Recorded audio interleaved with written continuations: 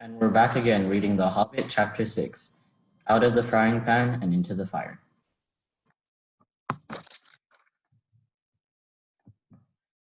Bless me, how they jumped. Then they shouted with surprise and delight.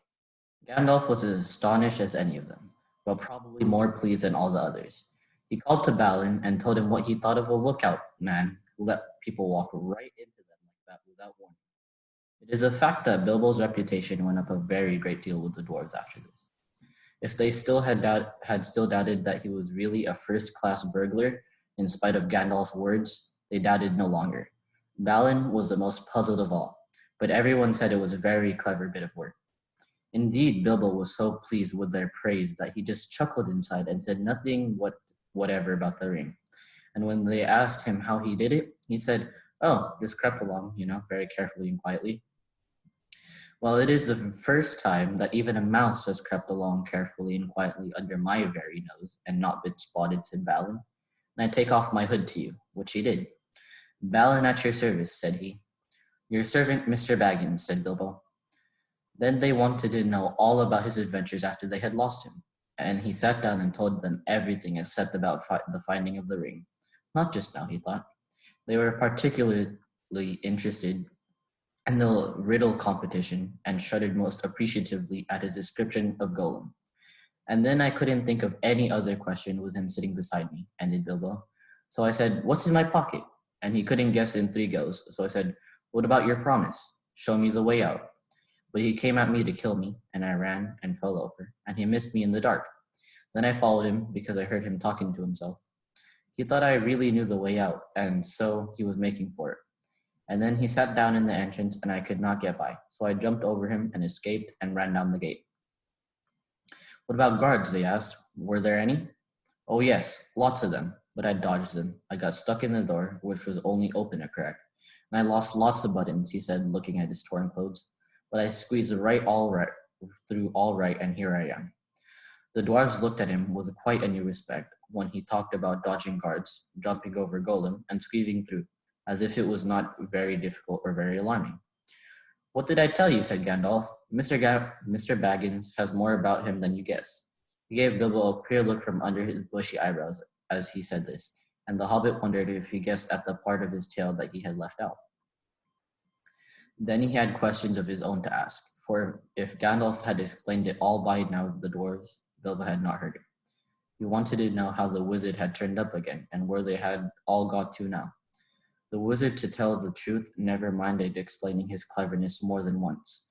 So now he had told Bilbo that both he and Elrond had been well aware of the presence of evil goblins in the part of the mountains, but their main gate used to come out of a different pass, one more easy to travel by, so that they often caught people benighted near their gates. Evidently, people had given up going that way, and the goblins must have opened their new entrance at the top of the pass the dwarves had taken quite recently because it had been found quite safe up now. I must see if I can't find a more or less decent giant to block it up again, said Gandalf, or soon there will be no getting over the mountains at all. As soon as Gandalf had heard Bilbo's yell, he realized what had happened. In the flash which killed the goblins that were grabbing him, he had nipped inside the crack just as it snapped to. He followed after the drivers and prisoners right to the edge of the Great Hall, and there he sat down and worked up the best magic he could do in the shadow. A very ticklish business it was, he said, touch and go. But of course Gandalf had made a special study of bewitchments with fire and light. Even the Hobbit had never forgotten the magic fireworks at Old Took's Midsummer Eve party, as you remember. The rest we all know, except that Gandalf knew all about the back door, as the goblins called the lower gate, where Bilbo lost his buttons. As a matter of fact, it was well known to anybody who was acquainted with this part of the mountains, but it took a wizard to keep his head in the tunnels and guide them in the right direction. They made the gate ages ago, he said, partly for a way of escape, if they needed one, partly as a way out into the lands beyond, where they still come into the dark and do great damage. They guard it always, and no one has ever managed to block it up. They will guard it doubly after this, he laughed. All the others laughed too. After all, they had lost a good deal, but they had killed the great goblin and a great many others besides, and they had all escaped, so they might be said to have had the best of it so far. But the wizard called them to their senses. We must be getting on at once. Now we are a little rested, he said. They will be out after us in 100 when night comes on, and already shadows are lengthening. They can smell our footprints for hours and hours after we have passed. We must be miles on before dusk. There will be a bit of moon if it keeps fine, and that is lucky. Not that they mind the moon much, but it will give us a little light to steer by. Oh, yes, he said, in answers to more questions from the Hobbit. You lose track of time inside goblin tunnels. Today is Thursday, and it was Monday night or Tuesday morning that they were captured.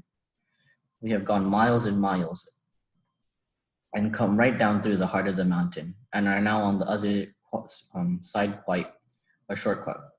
But we are not at the point to which our past would have brought us. We are too far to the north, and have some awkward country ahead, and we are still pretty high up. Let's get on. I am so dreadfully hungry, groaned Bilbo, who was suddenly aware that he had not had a meal since the night before last. Just think of that for a hobbit. His stomach felt all empty and loose and his legs all wobbly, now that the excitement was over. Can't help it, said Gandalf, unless you like to go back and ask the goblins nicely to let you have your pony back in your luggage. No, thank you, said Bilbo. Very well, then, we must just tighten our belts and trudge on, or we shall be made into supper, and that will be much worse than having none ourselves. That's it for today. Make sure you answer all the questions. Bye.